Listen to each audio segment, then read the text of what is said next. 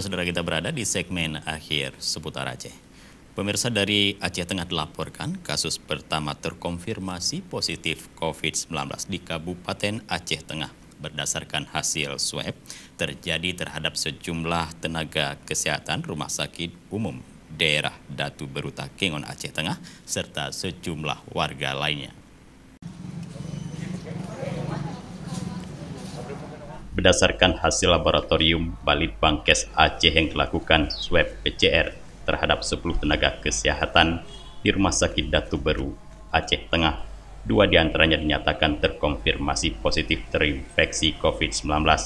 Kasus positif COVID-19 di Aceh Tengah baru pertama kalinya terjadi sejauh ini dan langsung terjangkit pada petugas kesehatan, yaitu dokter dan perawat di Rumah Sakit Umum Daerah, sehingga sejumlah warga dan petugas medis lainnya yang sempat kontak erat dilakukan swab kembali untuk memutuskan mata rantai penyebaran. Juru bicara gugus tugas percepatan penanganan COVID-19 Kabupaten Aceh Tengah, Dr. Yunasri, menyebutkan bahwa petugas kesehatan yang terinfeksi COVID-19 ini diduga usai melayani pasien rujukan dari Rumah Sakit Umum Daerah Munyang Kutu Bener Meriah beberapa waktu lalu.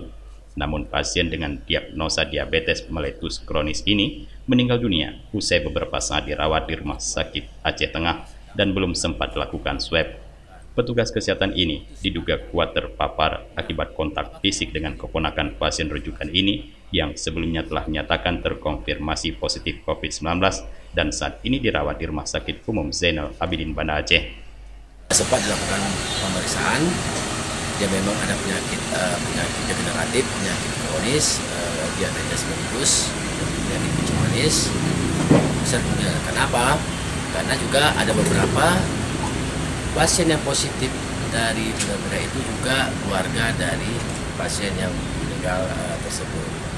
Nah, tentunya kita ada 10 orang yang kita lakukan pemeriksaan. Kalau nggak salah saya ini ada 9 yang sudah keluar hasilnya, dan ternyata yang 2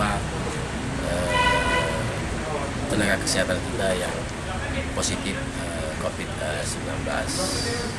Ya, nah, sekarang kita lagi melakukan pengembangan, pelacakan, tracing kepada masyarakat yang ada kontak erat dengan pasien yang positif dari Bener Meriah.